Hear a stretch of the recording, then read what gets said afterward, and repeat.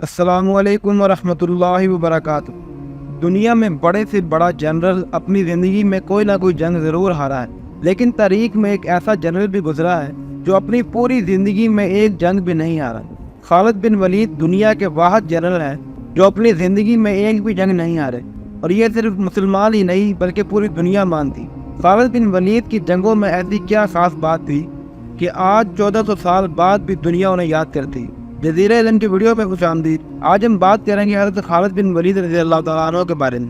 حضرت محمد صلی اللہ علیہ وآلہ وسلم کی وفات کے بعد مسلمانوں کے خلیفہ حضرت ابوبکر صدیق رضی اللہ تعالیٰ عنہ کے حکم پر خالد بن ولید نے پرشین امپائر پر حملہ کر دیا اور صرف 18,000 مسلمانوں کے ساتھ 40,000 کی پرشین آرمی کو ختم کر دیا۔ اس جیت کے بعد مسلمانوں نے پرشین امپائر کے ایک بہت اہم صوبے کویت کو فتح کر لیا تھا۔ جب ایران کے بادشاہ کو پتہ چلا کہ مسلمانوں نے ان کی فوج کو بڑی آسانی سے ہرا دیا ہے، تو انہوں نے ایک اور 40,000 کی فوج خالد بن ولید کی طرف روانہ کی۔ خالد بن ولید نے کویت کو فتح کرتے ہی اپنے جاسوسوں کو پورے علاقے میں پھیلا دیا تاکہ وہ ہر خطرے سے باخبر رہیں۔ یہ جاسوس ان علاقوں میں دور دور تک پھیل گئے اور انہیں پتہ چلا کہ ایک بہت بڑی فوج مسلمانوں کی طرف آ رہی ہے۔ اس کے بعد خالد بن ولید اپنی فوج لے کر یہاں سے روانہ ہوئے اور اس علاقے میں ٹھہرے جسے آج ہم عراق کے نام سے جانتے ہیں۔ اب ایک طرف مسلمانوں کی 17,000 کی فوج کھڑی تھی اور دوسری طرف 40,000 پرشین کی فوج۔ پرشین جنرل سامنے آیا اور اس نے مسلمانوں کو چیلنج کیا، تو مسلمانوں کی فوج میں سے ایک سپاہی نے اسے ختم کر دیا۔ اس کے بعد بہت سخت جنگ شروع ہو گئی۔ پرشین آرمی زیادہ ہونے کی وجہ سے آہستہ آہستہ مسلمان شہید ہونے لگے، جس کی وجہ سے خالد بن ولید نے مسلمانوں کو جنگ سے پیچھے ہٹنے کا حکم دیا۔ یہ دیکھ کر جیت کی خوشی میں پرشین آرمی بہت تیزی سے مسلمانوں کا پیچھا کرنے لگی۔ یہ فوج اتنی تیزی سے مسلمانوں کے پیچھے آئی کہ ان کی فوج کے 2 حصے ہو گئے، ایک پیچھے رہ گیا اور ایک مسلمانوں کے پاس آ گیا، اور پیچھے ہٹتے وقت مسلمان بھی 3 حصوں میں تقسیم ہو گئے۔ اب پرشین فوج کے درمیان 2 بڑے حصے بن گئے تھے اور اسی وقت کا خالد بن ولید انتظار کر رہے تھے۔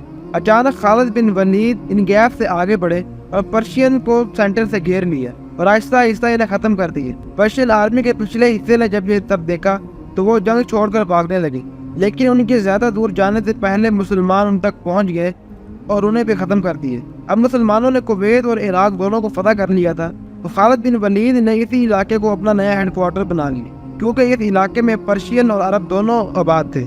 اب یہاں کے لوگوں کا خیال تھا کہ مسلمان دوسرے حکمرانوں کی طرح ہی ان کے ساتھ برا سلوک کریں گے۔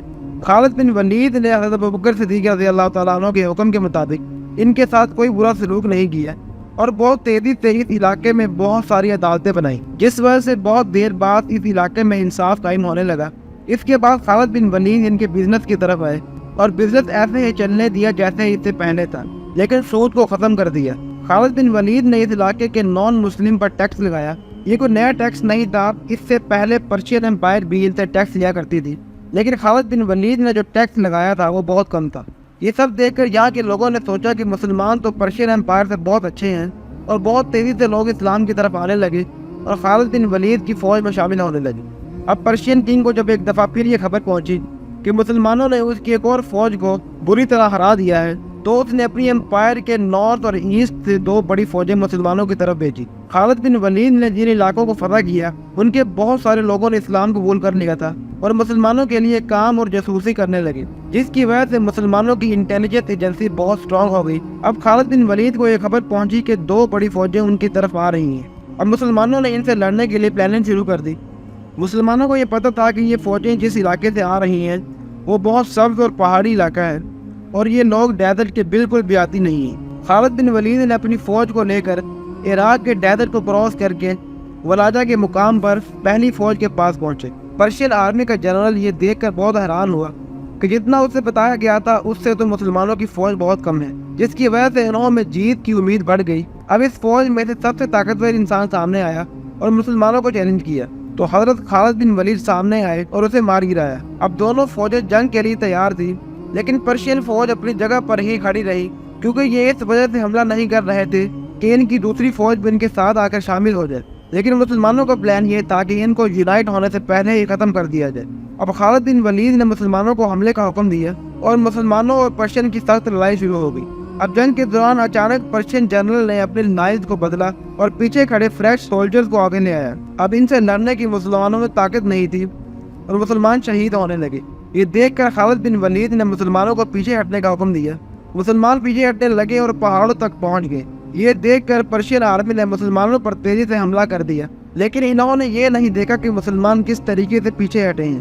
مسلمان لیفٹ اور رائٹ پر مضبوطی سے کھڑے رہے اور سینٹر کے حصوں میں ڈیوائیڈ ہو کر پیچھے ہٹ گئے۔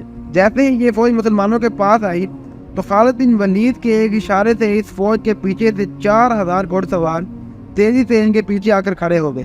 خالد بن ولید نے جنگ سے پہلے ان سب کو پہاڑ کے پیچھے کھڑا کیا ہوا تھا۔ اس طرح مسلمانوں نے ہر طرف سے پرشین کو گھیر لیا۔ ایران کی اس فوج کو ہرانے کے بعد حضرت ابوبکر صدیق رضی اللہ تعالیٰ عنہ نے رومن امپائر پر بھی حملے کا حکم دیا۔ اب رومن اور پرشین نے دیکھا کہ اگر مسلمان ایسے ہی آگے بڑھتے گئے تو ہم سپر پاورز بہت جلد ختم ہو جائیں گی۔ اس ڈر کی وجہ سے رومن اور پرشین اپنی 700 سال پرانی لڑائی ختم کر کے مسلمانوں کے خلاف اکٹھے ہو گئے۔ خالد بن ولید رضی اللہ تعالیٰ عنہ نے اپنی زندگی میں بہت ساری جنگیں لڑی ہیں، لیکن کبھی بھی ایک بھی جنگ میں شکست نہیں ہوئی۔